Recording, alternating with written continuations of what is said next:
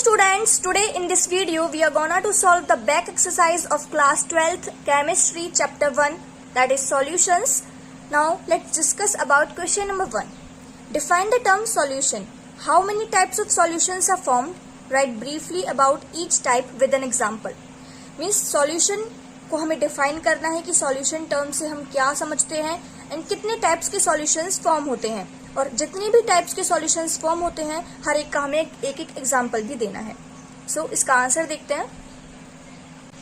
So first of all अगर हम किसी 10th क्लास के बच्चे से पूछते हैं तो उस लेवल तक तो वो बोलेगा कि सॉल्यूट प्लस सॉल्वेंट का जो मिक्सचर होता है दैट इज सॉल्यूशन, बट ये हमारी इनकम्प्लीट डेफिनेशन होती है. अब हम 12th क्लास में पढ़ते हैं तो उस हिसाब से हमारी डेफिनेशन होनी चाहिए. तो सॉल्यूशन की डेफिनेशन क्या होगी? It is a homogeneous mixture. ये होमोजीनियस मिक्सचर होता है दैट इज सिंगल फेज वाला, ऑफ 2 और मोर केमिकली नॉन रिएक्टिंग कंपोनेंट, जिसमें 2 या फिर 2 से ज्यादा कंपोनेंट्स भी हो सकते हैं, लेकिन कंपोनेंट्स कैसे होने चाहिए? केमिकली नॉन रिएक्टिंग, यानी केमिकली उनमें कोई रिएक्शन नहीं होनी चाहिए मिक्स करने के बाद. Whose concentration can be varied to certain limit, और उनकी कंसंट्रेशन कुछ लिमिट तक वेरी भी कर सकती है. दैट इज समझते हैं. देखो फर्स्ट जो है होमोजीनियस यानी सिंगल फेज, और ratio of component remains constant, यानी जो कंपोनेंट का रेशियो है वो यूनिफॉर्मली डिस्ट्रीब्यूटेड होता है. अगर मैं आपसे सॉल्यूशन का एग्जांपल पूछूं तो हर कोई जवाब देगा sugar in water, salt in water. Okay, तो देखो अगर मैं केमिस्ट्री की तरीके से बात करूं तो अगर हम वाटर को और NaCl को, NaCl यानी कॉमन सॉल्ट, वही सॉल्ट जो हम घर में यूज करते हैं, और H2O यानी वाटर, अगर हम इनको ऐड करते हैं, इनका सॉल्यूशन बनाते हैं तो हमें तो सॉल्टी वाटर मिलता है. बट अगर हम केमिस्ट्री की नजर से बात करें तो H2O प्लस NaCl वैसे क्या देगा? देखो NaOH प्लस HCl यानी हाइड्रोक्लोरिक एसिड और सोडियम हाइड्रोक्साइड. क्या हमें पानी में नमक घोलने से सोडियम हाइड्रोक्साइड और हाइड्रोक्लोरिक एसिड मिलता है? नहीं. तो ये क्या हुई? डेफिनेशन थोड़ी इनकम्प्लीट हो जाती है. इसलिए केमिकली नॉन रिएक्टिंग कंपोनेंट्स होने चाहिए. अगर हम यहाँ पर वाटर लिखते हैं तो उस केस में ये रिएक्शन होगी. हम इस केस में सॉल्यूट एंड सॉल्वेंट डिटरमाइन नहीं कर सकते. हमें क्या पता इनमें से कौन सा सॉल्यूट है कौन सा सॉल्वेंट है? ये दोनों तो हम क्या बोलते हैं, ये रिएक्टेंट्स हैं और ये मिलकर दोनों प्रोडक्ट्स बना रहे हैं. तो इस केस में वो सॉल्यूट और सॉल्वेंट वाली डेफिनेशन हमारी रॉन्ग प्रूफ हो जाती है. अब अगर हम देखें NaCl जो है वो Na पॉजिटिव और Cl नेगेटिव देगा. देखो H2O हम कहाँ पर लिखते हैं, मैं थोड़ा सा डिफरेंस है. H2O हम कहाँ पर लिखते हैं और एक्वा हम कहाँ पर लिखते हैं? H2O हम तब लिखते हैं जब इन दोनों का अमाउंट जो है वो कंपेरेबल होता है, यानी ज्यादा डिफरेंट नहीं होता इनका अमाउंट. बट एक्वा हम वहां पर लिखते हैं जहां पर जो वाटर है उसकी कंसंट्रेशन बहुत ज्यादा होती है, यानी वो एक्सेस अमाउंट में यूज होता है. तो उस केस में NaCl का जो अमाउंट है वो नेग्लिजिबल होगा. तो एक्वस सॉल्यूशन में आने के बाद जब उसके साथ रिएक्शन होगी तो Na पॉजिटिव और Cl नेगेटिव आयंस में जो हमारा कॉमन साल्ट है वो ब्रेक हो जाएगा. तो वो हमें देगा Na positive aqueous plus Cl negative aqueous, यानी उसके जो ड्राई मॉलिक्यूल्स थे वो कैसे बन जाएंगे हमारे पास? अब आयंस जो है वो एक्वस फॉर्म में आ जाएंगे, यानी वो थोड़े वेट हो जाएंगे. तो यहाँ पर कोई रिएक्शन टेक्स प्लेस नहीं हुई, यानी Na पॉजिटिव और Cl नेगेटिव ही हमें मिले हाइड्रेटेड फॉर्म में. तो इस केस में जो है ये सॉल्वेंट है और ये सॉल्यूट है. जो ऊपर वाला केस था इसमें रिएक्शन हो गई थी तो इस वजह से ये सॉल्यूशन नहीं होगा. सॉल्यूशन में जो कंपोनेंट्स है वो केमिकली नॉन रिएक्टिंग होने चाहिए. ये बात हमें बिल्कुल ध्यान रखनी है. जहां पर रिएक्शन हो गई वो सॉल्यूशन नहीं है. ओके, तो इस केस में इस बात का थोड़ा फोकस रखना है. तो दैट इज सॉल्यूशन. ओके, अब हम बात करते हैं कि सॉल्यूशंस कितने टाइप्स के होते हैं. अगर हम जनरली बात करते हैं तो सॉल्यूशन 2 टाइप्स से मिलकर बनता है, सॉल्वेंट एंड सॉल्यूट. सॉल्वेंट कौन सा होगा? जो एक्सेस में प्रेजेंट होगा कंपोनेंट. ओके, और सॉल्यूट जो है वो स्मॉल अमाउंट में प्रेजेंट होता. लेकिन सॉल्वेंट जो है अगर हम इसे ऐसे डिफाइन करें कि फाइनली सॉल्यूशन जिसकी फॉर्म में एग्जिस्ट करे, यानी जैसे आपने वाटर में सॉल्ट ऐड किया, ओके, तो बाद में उसे घोलने के बाद आपकी फाइनल जो फॉर्म थी सॉल्यूशन की वो क्या थी? लिक्विड थी. और लिक्विड क्या था? वाटर. तो वाटर ही सॉल्वेंट है, यानी सॉल्यूशन फाइनली जिसकी फॉर्म में एग्जिस्ट करे ना, जिस भी फॉर्म में वो एग्जिस्ट करता है वही उसका सॉल्वेंट होता है. तो इस तरह से हम इसे समझ सकते हैं हाई लेवल पे. ओके, अब देखते हैं क्लासिफिकेशन ऑफ सॉल्यूशन. सबसे पहले बात करते हैं on the basis of number of components. उसमें कितने नंबर ऑफ कंपोनेंट्स हैं उसके बेसिस पर सॉल्यूशंस को क्लासिफाई किया गया है. दैट इज कौन कौन से? Binary, ternary and quaternary. हमेशा सॉल्वेंट तो एक ही होगा, बट जो सॉल्यूट का अमाउंट है, सॉल्यूट का जो नंबर है वो चेंज हो सकता है. लाइक बाइनरी, बाई इस नाम से ही पता चल रही है, बाई यानी 2, तो इसमें 2 कंपोनेंट्स होंगे, एक सॉल्वेंट होगा बाकी एक सॉल्यूट होगा. सेकंड टर्नरी, टर्नरी यानी 3 कंपोनेंट जिसमें प्रेजेंट होंगे, सॉल्वेंट एक ही होगा, बाकी 2 सॉल्यूट होंगे।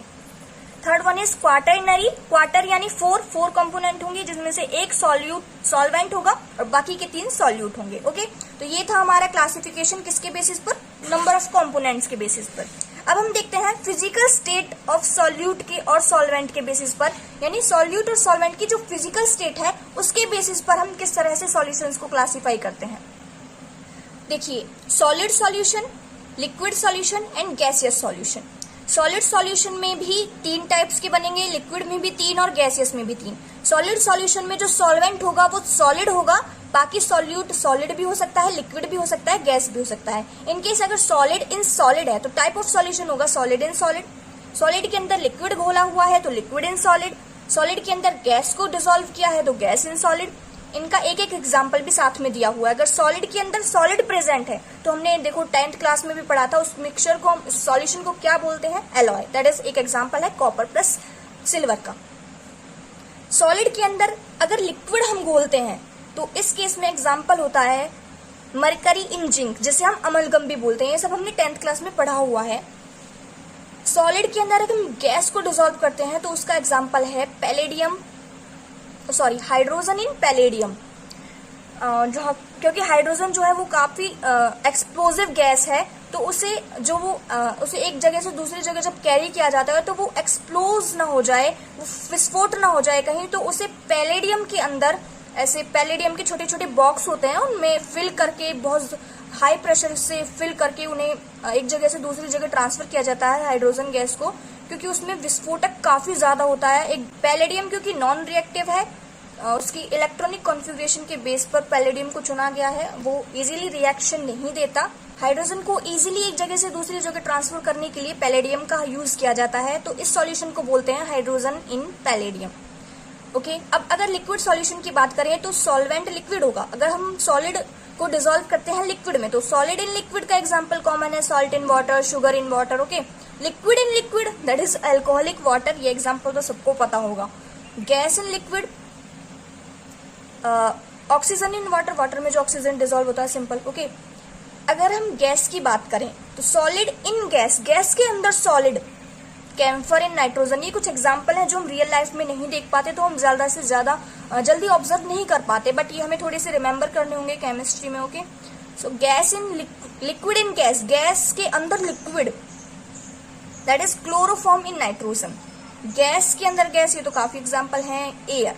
ओके, अब देखो ये मैंने 2 जो सॉल्यूशन है ये हाईलाइट किए हुए हैं, वो इस वजह से बिकॉज एनसीईआरटी में ये 9 दे रखे हैं पूरे, लेकिन अगर हम बात करें not considered as proper solution, ये इन दोनों को हम प्रॉपर सॉल्यूशन कंसिडर नहीं कर सकते, बिकॉज ये जो दोनों है वो don't follow the characteristics of solution, ये सॉल्यूशन की प्रॉपर कैरेक्टरिस्टिक्स को फॉलो ही नहीं करते, बिकॉज ये जो है वो हम हेट्रोजीनियस मिक्सचर फॉर्म करते हैं, और हेट्रोजीनियस मिक्सचर इस यूनिट में हम नहीं पढ़ने वाले हैं, बट फिर भी एनसीईआरटी में गिवन है तो मैंने लिख दिए हैं। बट वैसे हमारे प्रॉपर अगर हम देखें तो 7 टाइप्स के ही सॉल्यूशंस होते हैं, बट एनसीईआरटी के अकॉर्डिंग हमें 9 टाइप्स के ही पढ़ने पड़ेंगे।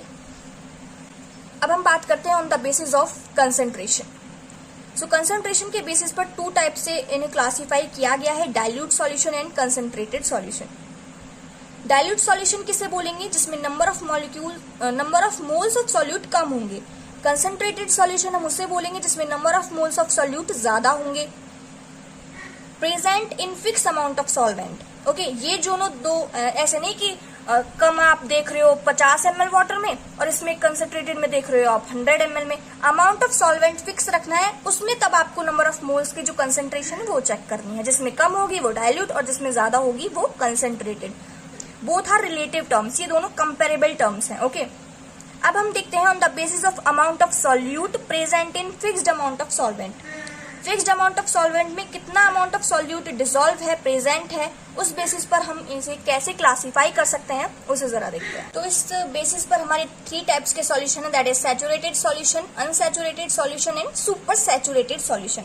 सो एक एक करके डिस्कस करते हैं। सैचुरेटेड सॉल्यूशन जो है, यानी अगर हमारे पास कोई सॉल्यूशन है उसमें 36 gram of NaCl as a solvent है। ओके, 36 ग्राम इसमें मैक्सिमम सॉल्यूट डिसॉल्व हो सकता है।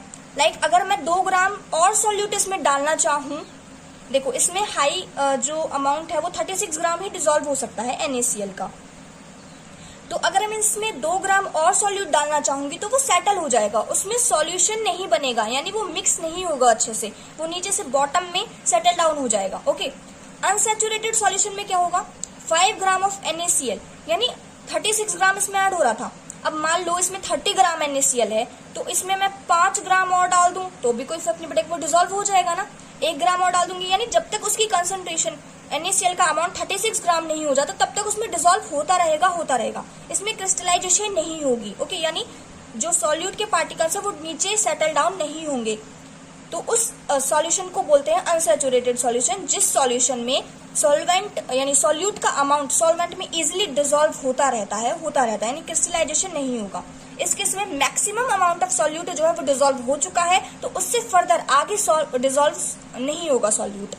सुपर सैचुरेटेड सॉल्यूशन में क्या होता है, उसकी हाई अमाउंट ऑफ सॉल्यूट तक तो वो डिसॉल्व हो चुका है, लेकिन अगर हम उसे ज्यादा हीट दें, यानी more than 36 gram NaCl will dissolve for a few time, तो उसके अंदर थोड़े टाइम के लिए 36 ग्राम से ज्यादा अमाउंट ऑफ सॉल्यूट डिसॉल्व हो जाएगा। हीट करने पे, उसका टेम्परेचर इंक्रीज करने पे उसकी सॉल्युबिलिटी इंक्रीज हो जाएगी, तो वो थोड़े टाइम के लिए वो जरूर थोड़ा सा अमाउंट ऑफ सॉल्यूट और डिसॉल्व कर लेगा, बट आफ्टर कूलिंग इट, उसे ठंडा करने के बाद वो फिर से सेटल डाउन हो जाएगा। तो ये जो स्टेट होती है वो मेटास्टेबल होती है, यानी अनस्टेबल होती है। तो ये थे सुपर सैचुरेटेड सॉल्यूशन। यहीं पर हमारा क्वेश्चन नंबर 1 फिनिश होता है। हमने इसमें डिस्कस किया कि सॉल्यूशन क्या होता है और काफी ब्रीफली डिस्कस किया। How many types of solutions, कितने टाइप्स के सॉल्यूशंस बनते हैं, तो वो 9 टाइप्स हैं अकॉर्डिंग टू NCERT, और हमने हर एक का एग्जाम्पल भी देख लिया है।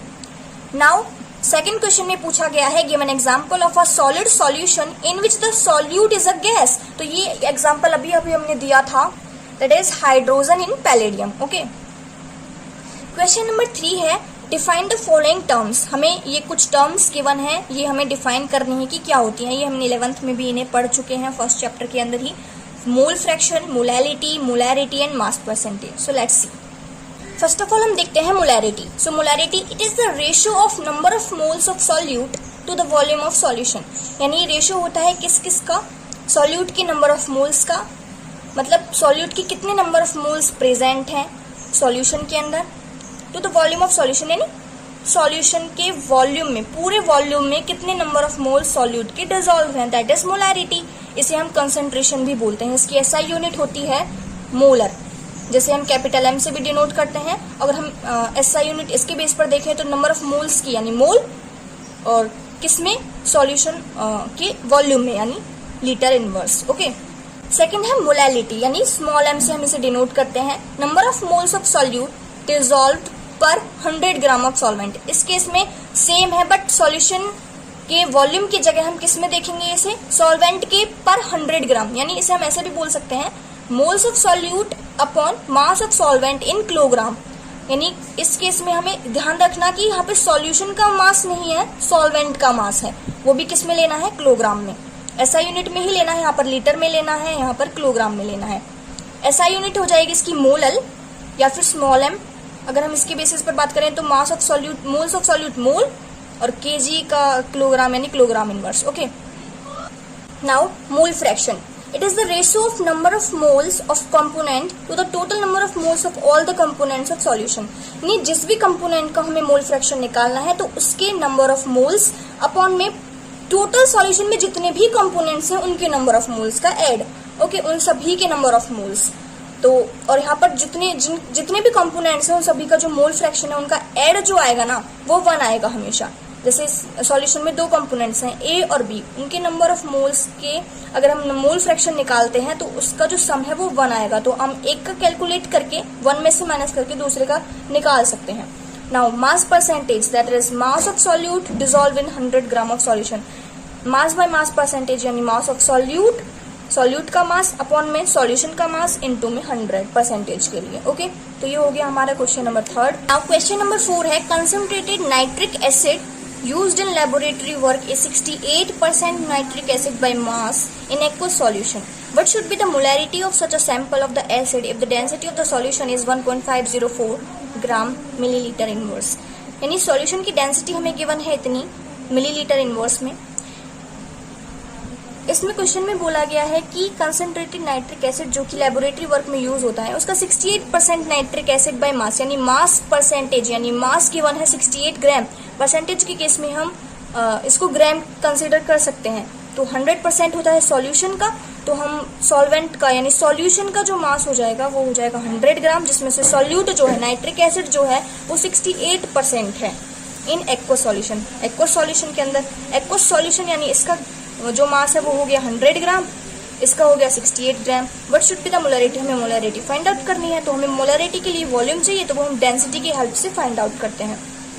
Nitric acid that is HNO3 का गिवन मास हमें कितना है 68 ग्राम, सॉल्यूशन का मास 100 ग्राम, डेंसिटी है इतनी। ये तो वो चीजें हो गई जो क्वेश्चन में गिवन है। अब हम डेंसिटी की हेल्प से वॉल्यूम निकालते हैं। तो वॉल्यूम और डेंसिटी में क्या रिलेशन है, that is volume is equal to mass over density. तो मास है सॉल्यूशन का, यहाँ पे ध्यान रखना है कि यहाँ पर हमें मास डेंसिटी सब कुछ सॉल्यूशन का लेना है, ना कि सॉल्वेंट का ना सॉल्यूट का। तो सॉल्यूशन का जो मास है वो 100 ग्राम है, डेंसिटी हमें ये गिवन है, इनको कैलकुलेट करके वॉल्यूम आ जाएगी 66.5 ml। तो लेकिन मोलरिटी के केस में हम लीटर में वॉल्यूम लेते हैं, तो इसे हम लीटर में कन्वर्ट कर लेंगे। तो लीटर में कन्वर्ट करने के लिए हम 1000 से डिवाइड करेंगे तो 0.0665 लीटर इसका वॉल्यूम आ जाएगा। अब हमें चाहिए नंबर ऑफ मोल्स सॉल्यूट के। तो सॉल्यूट हमारे पास HNO3, नंबर ऑफ मोल्स का फॉर्मूला होता है given weight upon molecular weight, molar mass. 68 ग्राम हो गया इसका गिवन मास, इसका मोलर मास होता है 13। तो 13 से जब इसे डिवाइड करेंगे तो 1.079 मोल इसका मोल्स निकल आएंगे। तो मोलरिटी होती है number of moles of solute that is 1.079 upon volume of solution in litre that is ये। तो इसको और इसको डिवाइड करके हमारे पास मोलरिटी आ जाएगी 16.225 मोलर। ये हो गया इसका answer. Question number 5, a solution of glucose in water is labelled as 10% weight by weight 10%. What should be the molality, mole fraction of each component in the solution? यानी molality find करनी है, mole fraction find करना है दोनों का, each component का। If the density of solution, density given है 1.2 gram millilitre inverse, then what shall be the molarity of the solution? Density देकर पूछ लिया मोलैरिटी क्या है, यानी इसमें हमें सब कुछ निकालना है। मोलैरिटी, मोलैलिटी, मोल फ्रैक्शन, हमें गिवन क्या है डेंसिटी और mass by weight percentage glucose का। तो देखते हैं इसका आंसर। इसका मोलर मास होता है हमारे पास 180 ग्राम। तो हम नंबर ऑफ मोल्स निकालेंगे ग्लूकोज के। तो गिवन वेट कितना था 10% वेट बाय वेट था ना, यानी परसेंटेज के केस में हम इसे ग्राम कंसीडर करेंगे। तो 10 गिवन वेट हो गया अपॉन में मोलर वेट दैट इज 180। तो 10 से इसे जब डिवाइड करेंगे तो 0.056 मोल आ जाएगा इसका आंसर, यानी मोल्स आ जाएंगे ग्लूकोज के। उसके बाद मास ऑफ सॉल्वेंट कितना है, 100 में से 10 ग्राम तो सॉल्यूट का हो गया, तो सॉल्वेंट का कितना बचा 90 ग्राम, यानी वाटर का यानी सॉल्वेंट का जो मास है वो 90 ग्राम है। अब हम मोल्स निकालेंगे वाटर के। तो given mass that is 90 upon में मॉलिक्यूलर मास इसका होता है 18। तो इसको जब इससे डिवाइड करके आ जाएगा 18 5 90, तो 5 मोल आगे वाटर के। तो अब हम मोल फ्रैक्शन इजिली कैलकुलेट कर सकते हैं। सबसे पहले हम कैलकुलेट करते हैं मोल फ्रैक्शन ग्लूकोज के। तो ग्लूकोज के नंबर ऑफ मोल्स कितने हैं 0.056 अपॉन में सॉल्यूशन के number of moles that is ये प्लस ये, तो 0.056 प्लस 5 इसे कैलकुलेट करके आएगा 0.011। तो ग्लूकोज के मोल फ्रैक्शन निकल गया। उसके बाद कैलकुलेट करते हैं मोलैलिटी। मोलैलिटी के लिए number of moles of solute चाहिए, वो हमने पहले से ही कैलकुलेट कर रखे हैं। उसके बाद volume of solution mass of solvent in kilogram. तो सॉल्वेंट का यानी वाटर का जो मास है वो कितना है 90, और किलोग्राम में करने के लिए इसे 1000 से डिवाइड करेंगे। तो डिवाइड जब करेंगे तो वो ऊपर जाएगा, इसका फाइनल आंसर आएगा 0.622 ओके मोलैलिटी। उसके बाद अब हमें मोलैरिटी फाइंड आउट करनी है। तो उस केस में हमें डेंसिटी गिवन है 1.2 ग्राम मिलीलीटर इनवर्स। वॉल्यूम हम कैसे निकाल सकते हैं, mass of solution that is 100 upon में डेंसिटी 1.2, इसे कैलकुलेट करके आएगा 83.33 ml। अगर हम इसे लीटर में करना चाहें, बिकॉज मोलैरिटी के केस में हमें वॉल्यूम लीटर में चाहिए, तो 1000 से डिवाइड करेंगे तो 83.33 × 10⁻³ लीटर आ गई इसकी वॉल्यूम। अब हम मोलैरिटी फाइंड आउट करते हैं। तो मोलैरिटी हो जाएगी हमारे पास number of moles of solute 0.056 upon में volume of solution in litre. Okay, तो जब इसे कैलकुलेट करेंगे हम तो 0.672 मोलर इसका आंसर आ जाएगा। सो फ्रेंड्स, इस वीडियो में हमने कवर किए NCERT back exercise के 5 questions. Now that's all for this video. Thank you friends for watching this video. Bye bye.